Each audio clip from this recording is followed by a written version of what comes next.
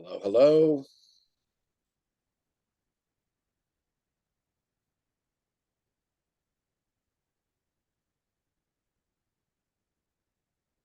Thank you for coming into the Access 101 session tonight. Good evening, everyone. We're going to get started probably in about 2 or so minutes. We're going to let people come into the room, and then we'll start the presentation. So thank you, as Charles said, for coming in today for this presentation. For folks who are in the room, and we'll repeat this a couple of times, but please note this webinar is being recorded, and if you have questions, we're asking you to use the Q&A button, which is in the toolbar, the Zoom toolbar at the bottom of your screen. Captions are from the Zoom platform, also available via the CC button in the toolbar. You can, with time, you can actually adjust font size and contrast within the Zoom captions. And we're delighted to have this session interpreted in American Sign Language, courtesy of Partners Interpreting. And our interpreters today are Shanice Grant and Melissa Toth. And as always, especially, 6 o'clock session, we want you to move about, eat, lie down as necessary, but we're going to go through things quickly. So I want to make sure that people are engaged. So you want to make sure to take care of yourself so you can be fully engaged. And again, thanks for joining us today.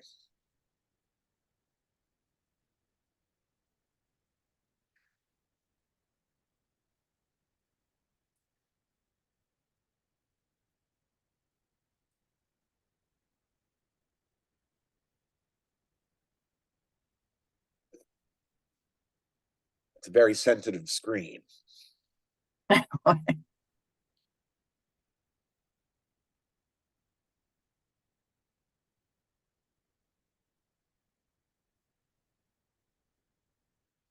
I know you had quite a few people registered. Shall we wait till about 3 or 4 after for people Yes, to... that's what I was thinking. And I'm hoping that people are able to get on. I'm just going to check and see. For those of you who came promptly, thank you. This is going to be a high-level overview of the ADA, of the identity of disability, as well as steps that you can take to be more accessible. And I'm going to go over things quickly, so I hope that if you have specific questions, either based on what I'm talking about or just your own work, please feel free to add that to the Q&A, and we're going to have time at the end to answer all your questions.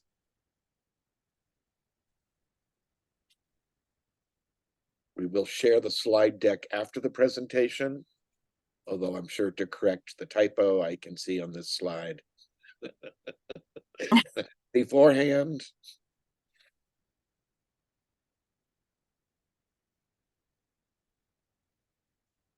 So I do see a couple of people who registered just recently. I mean, I have about 35 or so. So I just want to make We'll sure. trim this part off the recording. Yeah, I just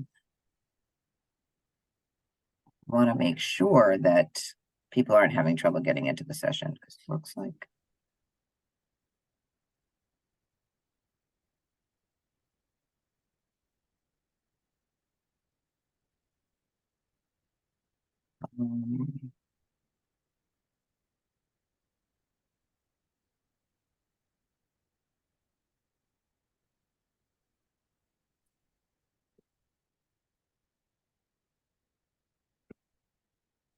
Well, we're at about 4 after, and Yeah, I think we should start, and then I'll take a look at my my email, because I know that there are a number of people, and so it seems like it's stopped having people come on. So So why don't we start? So hello, everybody. My name is Lisa Simmons. I am the program manager for the communities team, which is the local cultural council program, cultural districts and festivals. We are really excited tonight to have Charles Baldwin here as the program officer for the Cultural Equity and Access Initiative at Mass Cultural Council. And he is an expert in all of things accessible. So we are honored to have him here today. So I'm going to send it over to Charles and enjoy the webinar. And if you have any questions, as Charles said before, please put them in the Q&A. Thank you, Charles. Thank you, Lisa. Again, my name is Charles Baldwin. I'm the program officer for Cultural Equity and Access Initiatives at the Mass Cultural Council. And today's Access 101 is really going to be a quick and high-level overview of the ADA, certain obligations that you really need to be considering, the nature of disability in the American population, and then steps to take and resources that will help you. To begin with, I am showing here a photo by Tom Olin taken during the activist protests during the 90s, prior to the Americans with Disabilities Act, the ADA, being passed. And this is a picture that features a number of people with wheelchairs at the front of the screen under a banner that says, "Injustice anywhere is a threat to justice everywhere." And in the center of the screen is Judy Heumann, who has recently passed, who was both, she has a great book out there called Being Human, as well as the Obama-produced film Crip Camp, worth checking out. But let's jump in. As I said, I'm going to be going over things quickly. Please feel free to ask any questions in the Q&A. I'm going to touch on a lot of big points, but I'm not going to be reciting every single slide. So over this, we're going to be talking about, who are we talking about? ADA compliance and design as a solution to barrier removal and some resources that you can take advantage of. So when thinking about disability, I have some stats here. 58 million Americans are people with disabilities. That's 1 in 5. So that's 20% of the population. In urban areas like Boston or Worcester, when there's more resources, we're really talking about 1 in 4, so 25%. There's a large increase in brain-based disabilities in young people. And it's important to remember that people 65 and older, 50% of that population identifies as having a disability. And that's a big number. That's the end of the baby boomer generation. So that's 10,000 people turning 65 every day until the year 2040. And while many of our ideas around disability are rooted in the very successful symbol of the stick figure in the blue chair, indicating physical disabilities, the most common disabilities are things like arthritis and back problems and heart disease. And these are not necessarily apparent disabilities, and so not always going to be easily identified just because we're so used to the blue figure in the blue wheelchair. Disability is a small word for a vast variety of conditions, behaviors, temporary and permanent conditions, traumas. So, and not all are apparent, which I think is important to remember when thinking about disability. I think that the ADA, which has created a protected class of people, people with disabilities, has also created this divide, an us and them experience. But disability is a very regular human variable. And people with disabilities, again, it's a spectrum. So people with disabilities are all the ages and colors and sizes. People have families, people work, variety. Every culture has folks with various functional limitations.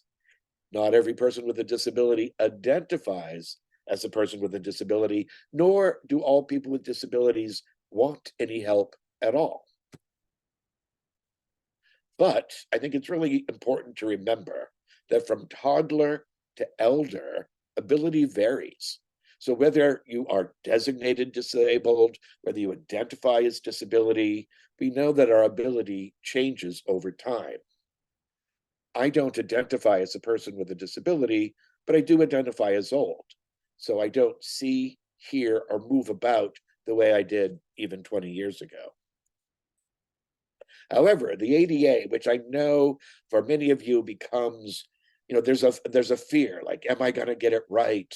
But this is historic legislation. It didn't pop out of nowhere. There's a history of legislation that has really brought about, again, this protected class.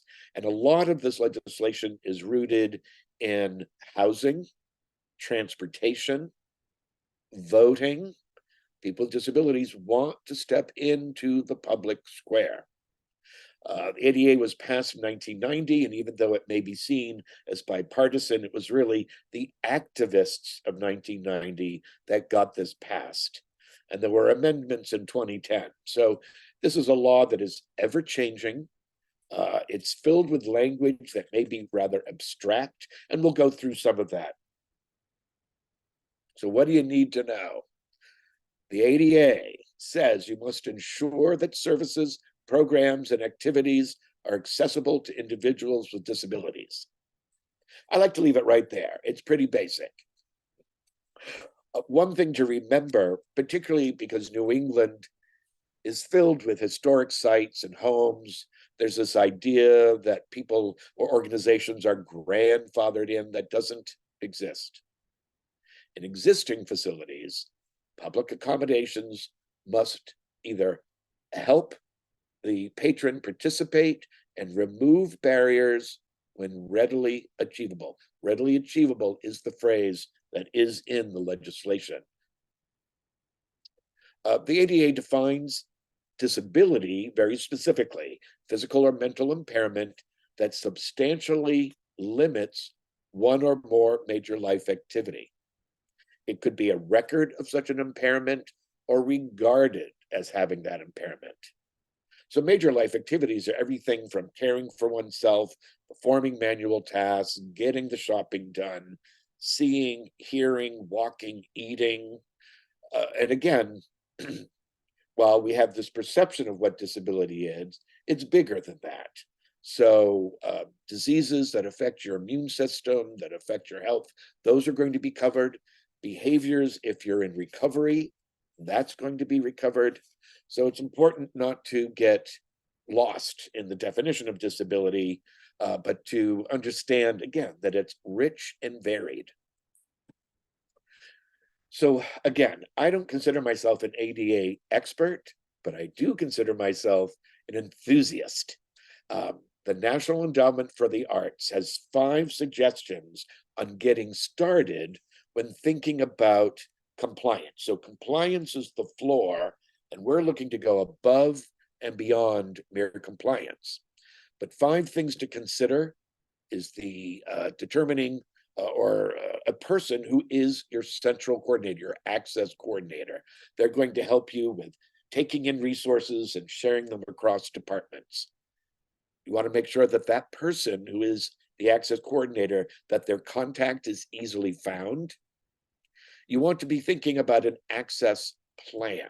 So an access plan is a living document that is both iterative, this is what we want to do, and responsive, this is what we need to do, this is what we're hearing from our constituency.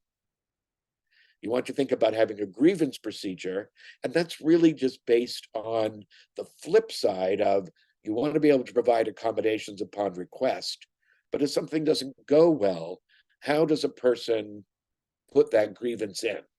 And this is about, again, being responsive. We know that we learn from outliers. We learn from the hardest problems. So always thinking about how do we accommodate the borders which will benefit the center. That grievance procedure could be complicated or light, but again, it's about having a responsive system to the public. And the last is the anti or the non-discrimination statement, most commonly seen in job postings, we're an organization, et cetera, et cetera. But the NEA and the council would like to see, how are you enacting this statement? So I'm going to go through the ADA, some of these basic things quickly. One of the goals of the ADA is integrated settings, not special programs for special people over there, but an integrated setting that includes everyone. Now, you can have separate programs when you want to ensure equal opportunity. Sometimes those separate programs are based on language. I'm offering a docent tour at the MFA in Russian. That's not necessarily going to be open to people who don't speak Russian. And we've also seen an increase in what I call the relaxed performance or theatrical or performances of any type that have been modified to accommodate people with autism. But individuals with disabilities cannot be excluded from your regular programming. Physical access touches many things. That's everything from the sidewalk to the lighting to wayfinding signage. The Massachusetts Architectural Access Board certainly going to have a lot more around code, but it's important to really be thinking about surfaces and counter heights, things that you can determine easily. Physical access, again, is a big part of this. And sometimes knowing what questions to ask of a contractor or a designer will really help achieve what your goals are.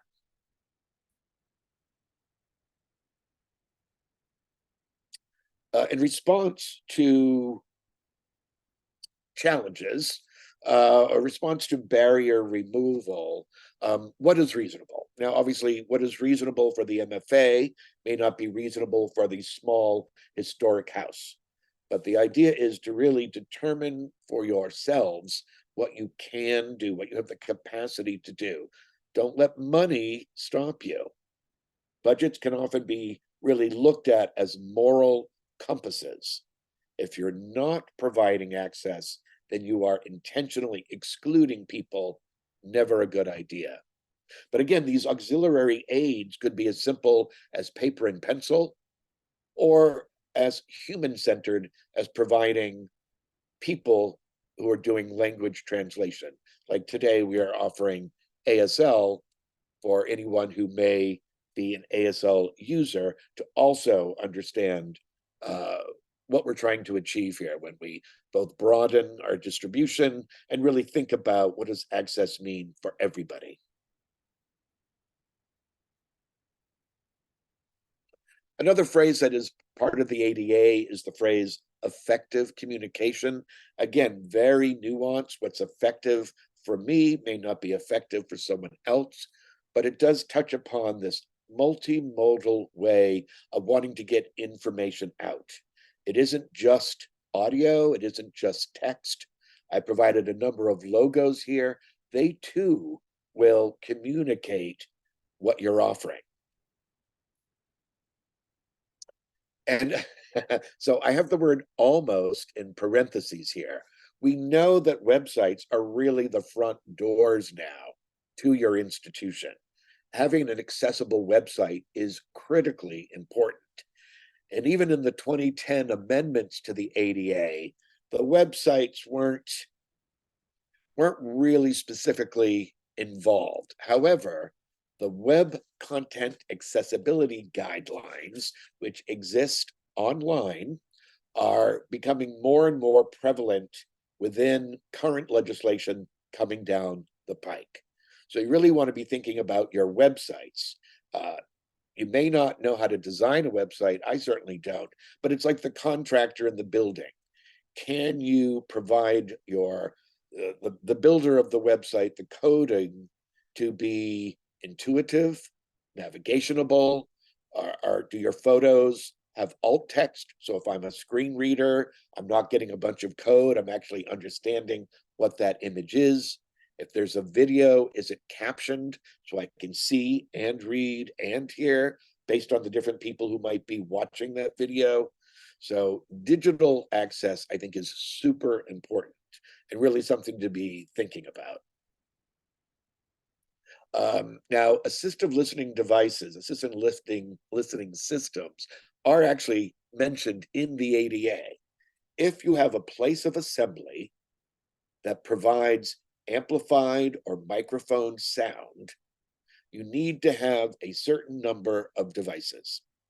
That number is incorporated based on the number of seats that you have. Movie theaters are a good example. They have devices that amplify the sound. Now, sound amplification isn't the answer for everybody, but it is something that is writ into the law. As is box office systems. And this came across in 2010. So, of course, changing architecture can be an issue, but ticket selling, the ADA features of seating need to be made available in the same way that anyone else purchases tickets. So that's online, over the phone, in person, and through second party ticket sales if you provide tickets to another organization to sell them for you. Those methods of distribution, meaning ADA seats, need to be available through all those methods. There are, again, I've got sheets that we're going to define that more accurately, and I will provide, along with the slideshow, for everyone, a number of resources around some of these key pieces. Service animals, we could probably do a full hour on service animals. Two things to remember. They are allowed wherever the human goes. However, the key thing is control. If the service animal, like a child, is out of control, you can ask them to leave. But it's important to remember the service animal has been trained. There is no certificate. There is no vest. Sometimes I have many friends who will put their service animal in a vest just to avoid those questions. But a vest or certificate is not required. The service animal has been trained to provide a service for the person with a disability. Mobility devices, again, this is the very successful national icon logo that everyone recognizes. Of course, it does make us think specifically about physical disability and architecture and landscape. But it's important to note that mobility devices aren't always a simple wheelchair. Based on a condition, I might use a Segway. So the Segway needs to be accepted. We've seen those scooters that people use. These are also, again, power-driven mobility devices. Obviously, if a person is out of control on their device, that's a different story. But you need to recognize that not all devices are going to be the classic wheelchair that you might assume from this logo. So what we're thinking about, certainly with the council and the work that I pushed through with the constituency, is to be thinking about access from the start. Now, I know it's harder for other places where there's, again, architecture that needs to be retrofit. But if you're thinking about access by design from the start, it's going to be a lot easier. So inclusive design or universal design is a process that is going to be usable by the greatest extent of people without having to adapt or without having to modify. And within that design process, there's 8 goals that I think are really worth thinking about. Now, these come from Edward Steinfeld, who is at the University of Buffalo, the University at Buffalo. And that is everything from body fit. A good example of design and body fit is the chair or the seating in your car, how you can adapt it to be longer, shorter, closer up. A wonderful method of design to accommodate a range of bodies. The other thing that I think is really important in this is the contribution of design towards wellness. So we're talking about the body's health and wellness, um, personalization, and that, of course, can be embodied in your phone. It's a great idea where I can make it just the way I need it so that it accommodates my needs with the size of the font, which is quite large, the high contrast so I can see it, and audio to text. I use that a lot as well. The last piece of this, which I think is always important, is cultural appropriateness. We mentioned early on that not all people with functional limitations identify as a person with a disability. And that's important to remember as we're thinking about um, this idea of, I'm going to do it for you, but really to match the culture and find out what is needed. There's a rallying cry in the disability movement that sort of shrinks down to with me, not for me. And that's, I think, a rallying cry to remember as we're thinking about the different accommodations, the different ways to create access at your institution, at your site, at your location, at your festival, is the inclusion of the people that you're wanting to support and provide equitable opportunities. Most affordable method of all is staff training. You can get, it's not that you get away with a lot, but attitude is a huge plus. If you can break the bias that people have around people with disabilities, the infantilism that sometimes happens, the yelling at blind people, the overextending of the mouth for people who may be deaf or hard of hearing, get past those biases and really learn to say yes. People with disabilities have been hearing no or not yet or wait for a really long time. See the person, not the disability, and really root your work in respect. And that's an attitude that costs nothing. Briefly, around language, language is ever changing, and this slide is probably already old. But I always figure as a default to really be thinking about person first language. So rather than saying deaf people, you would say people who are deaf, rather than saying the wheelchair user, the person who uses a wheelchair. Again, over time, that might change. You really want to ask people how they want to be identified. And this is becoming more crucial around pronouns and gender. So this idea of starting with people before the disability as an identifier, I think is really important to remember. Getting to know people may change that. Briefly, I think it's really important to remind people it is okay to say the word disability. That is the preferred word. Handicapped is out.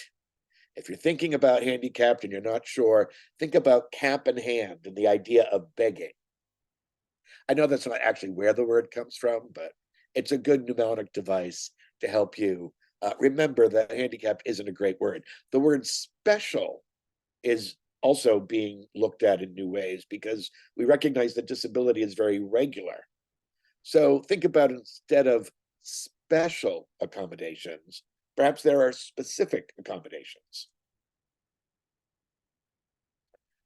And one of the things that I think is a great, we know that the number one barrier is do I even want to leave my couch? Particularly right now with the time change and, how do we get people to be engaged? And that is going to be because they know what to expect.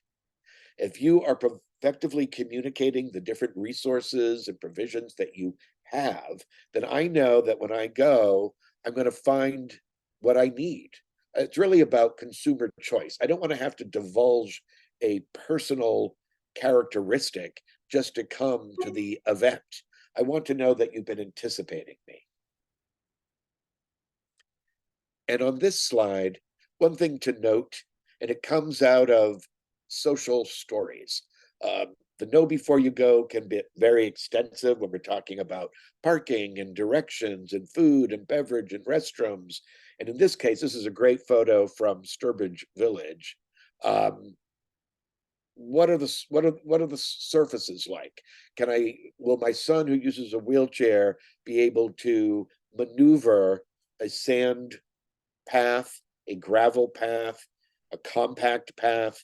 What's going to be the easiest so that I know that he can join us when we come? But the note about social story is to remember that that comes out of IEPs, individual education um, procedures. Social story is a copywritten phrase. So if you are providing information to help with the anxiety about not knowing what to expect, call it a social narrative. And really think about policy. What do you have in place? And this is, again, this important part of this is recognizing human variety from the start, thinking about what you might already be offering and what you can change. And the idea is continual improvement. You're not going to be perfect right away. It isn't what is expected. We learn from those difficult moments when things don't go well.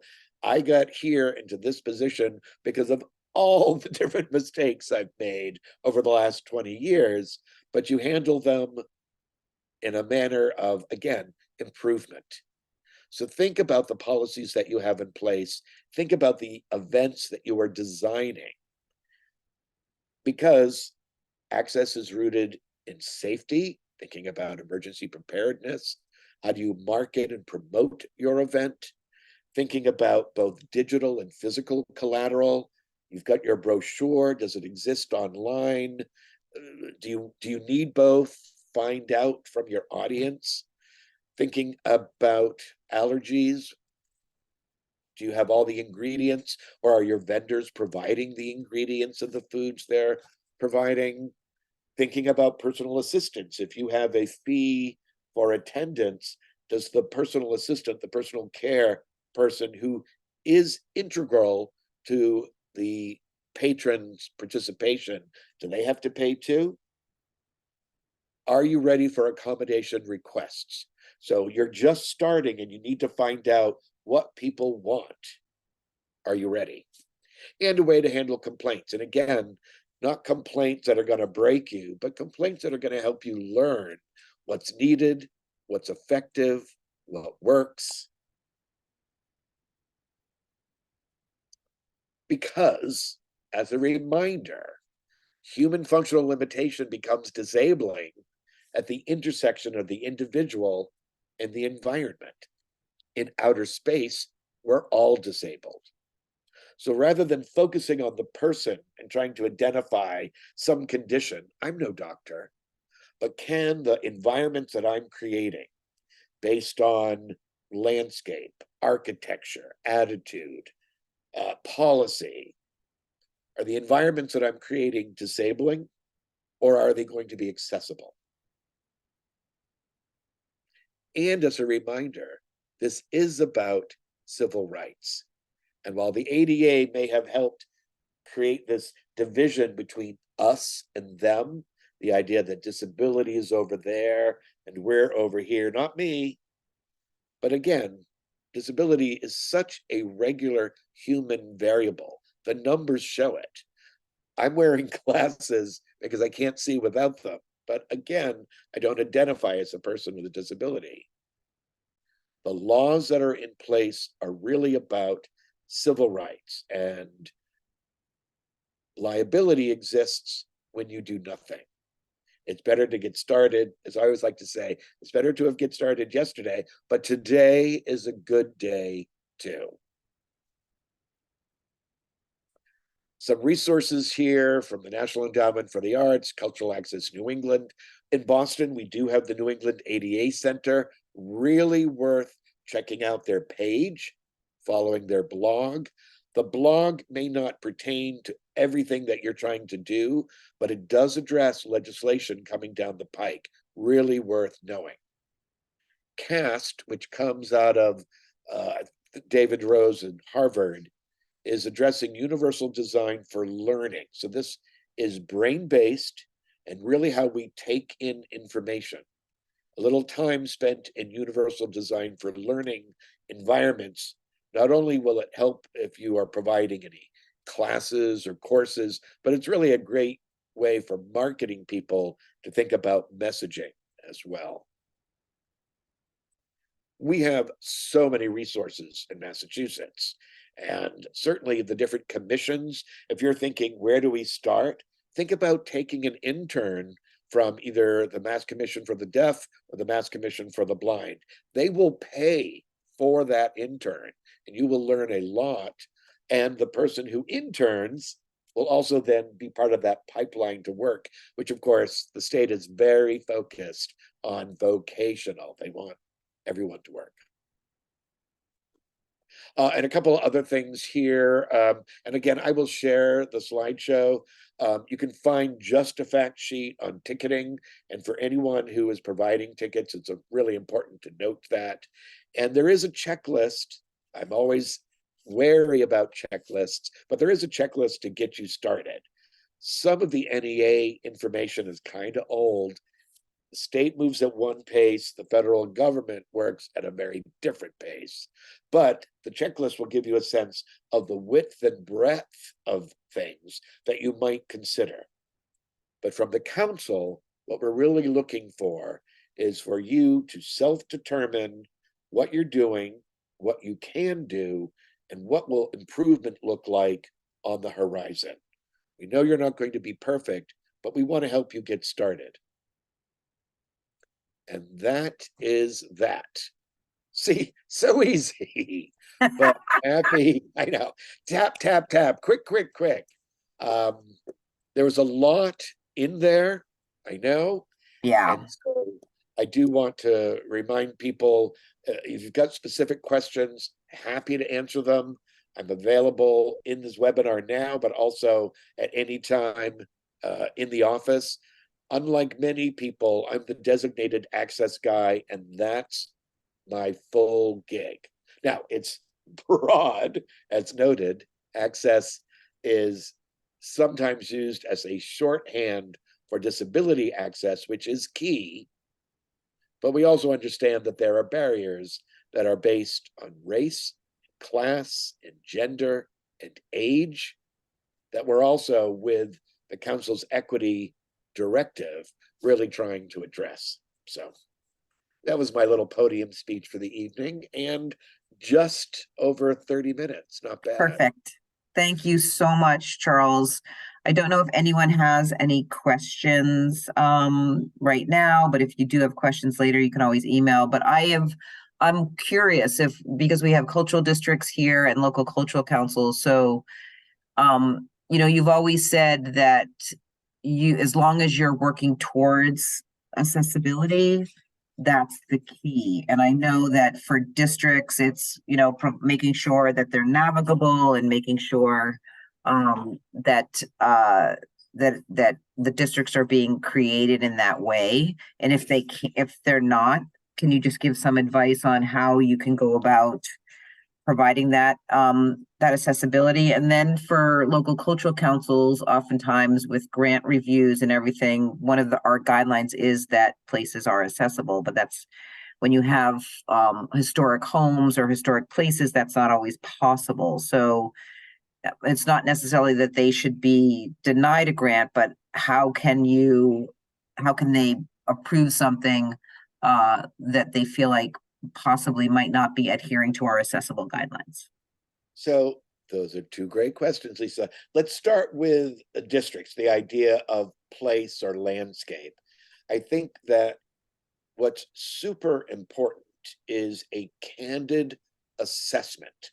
So in Newton last week, they put a bunch of the various select people or whatever the government is in Newton in wheelchairs and wheeled them around to give them a sense of, you can look at a curb cut and think it's fine, but if there's like a big bump in the threshold between the sidewalk and the asphalt, if you're a wheelchair user, that's a big deal. No one wants to be tipping over into the street. So first, a candid assessment. And I would always say bringing in people with disabilities, whether that's through, you've got a disability commission as part of your town, or even a council of aging. Again, older folks who may not identify as disabled, we still have plenty of disabling qualities. But the idea is candid assessment, look at what you have and look at where you need to go. And don't get stuck in trying to be perfect, but really think about a plan that is achievable. Okay, so we're going to do the sidewalks first so that you can navigate through the area.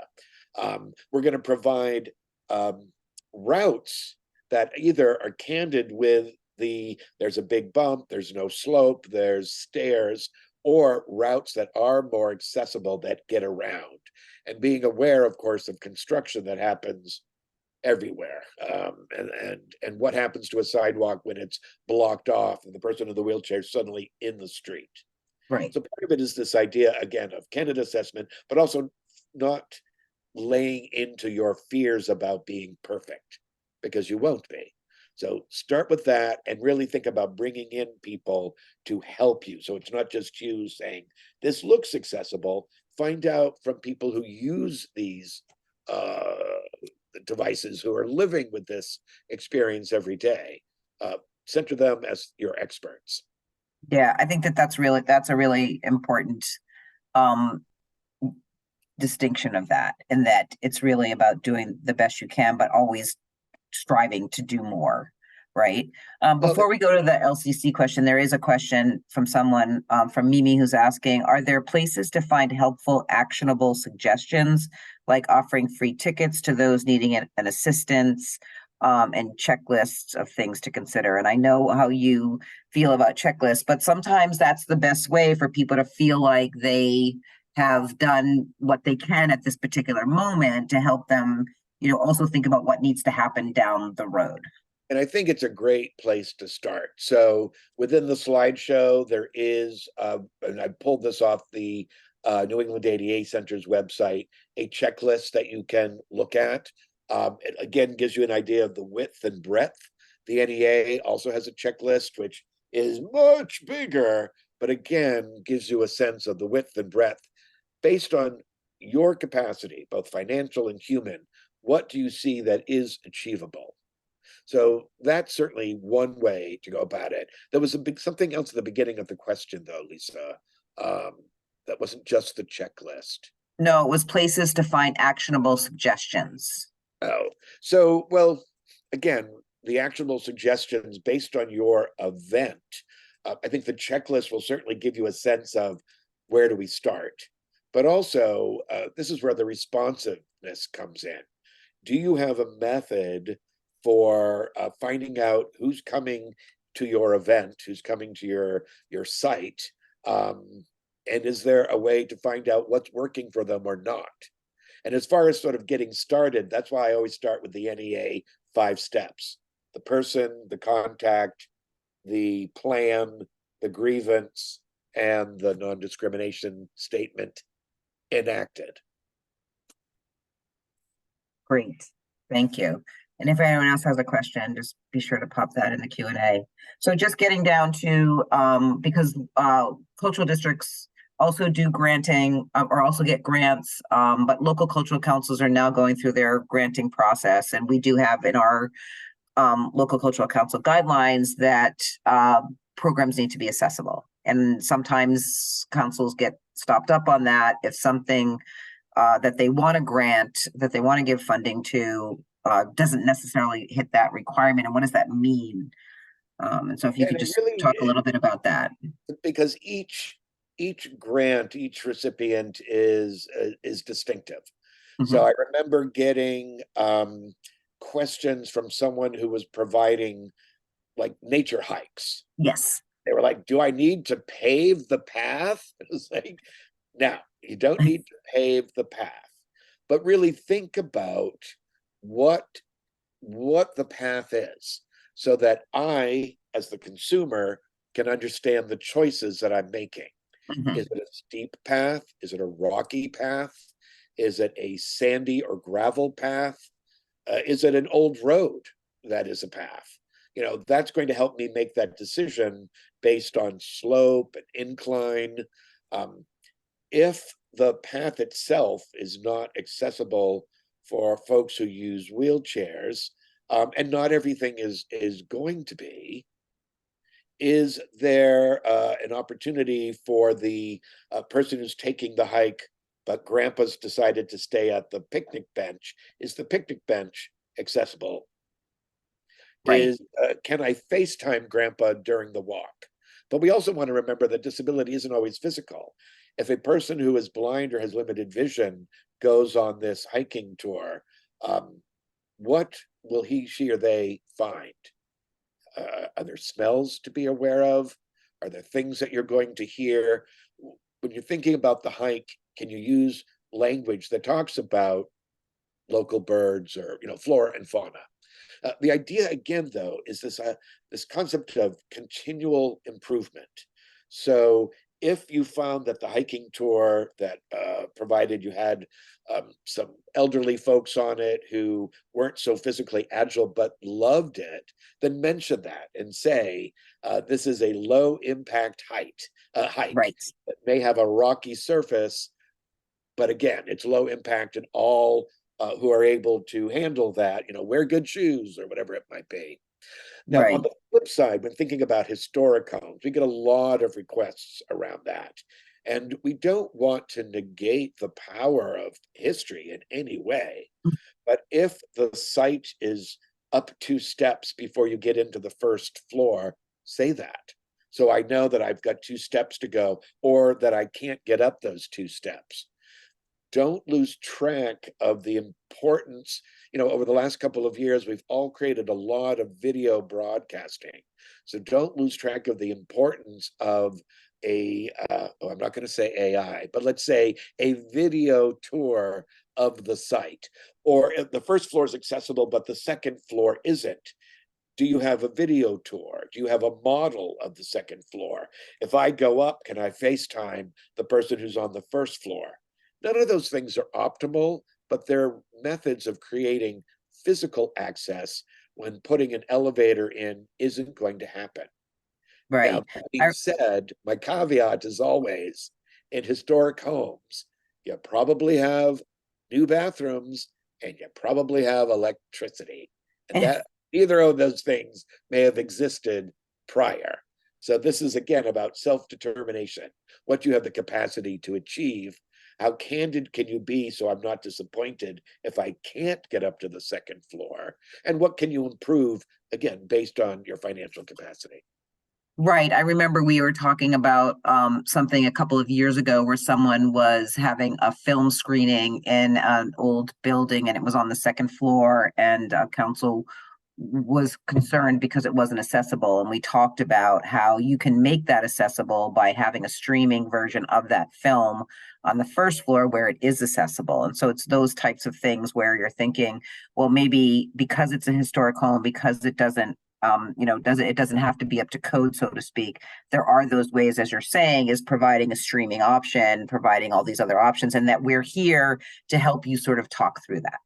Oh, and right. I mean, there is, something, I don't know how this is resolved, but there's something about if you're doing things on the second floor that is inaccessible, and you've created a streaming so that people who can't get to the second floor are able to view and participate still.